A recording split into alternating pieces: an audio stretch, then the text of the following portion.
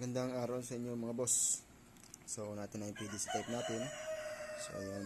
So testing muna natin bago natin ilagay sa box. Gawa natin box. So meron siyang frequency adjust, toggle frequency toggle switch high and low. Tapos meron din siyang flip-flop. May adjustan. Tapos flip-flop indicator lights, protect indicator lights, at power switch indicator light. Tapos yung flip-flop switch natin on and off kung ayaw gumamit. So testing natin muna sa 1000 watts mga boss. Tapos may blower din yan, delay of fan. Testing lang mga boss. Okay, low lang muna natin. Yan, nakalow yung sa toggle switch, nakalow din yung frequency. Adjust muna natin, hot muna. Yan.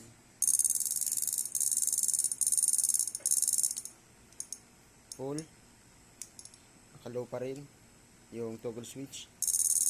Yan. Adjust natin yung frequency, yung flip-flop, ilaw lang din natin. Power, hap natin yung flip-flop. Full. Yan, bawasan natin konti. Tapos full power natin yung toggle switch. Tapos low natin ito, frequency 1000 watts. Hello mga boss, sagad.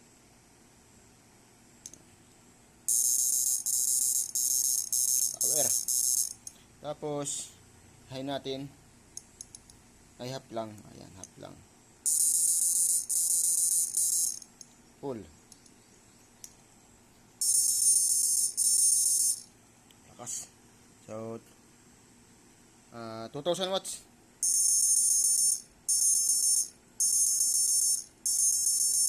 Lakas.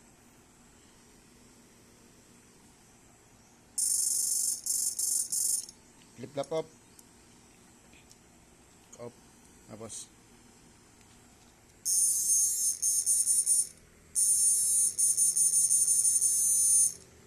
okay, sa mga gusto pong magpagawa ng PDC type, meron po tayo available 8, 10, 12, 16, yan, tapos 20 MOSFET, yan, sa mga gusto pong magpagawa ng PDC. So pay lang kayo mga boss, made order po tayo, yan.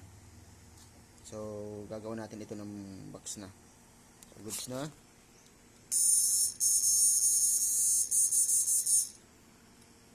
No.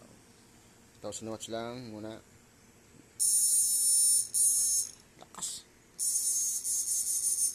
Okay, power.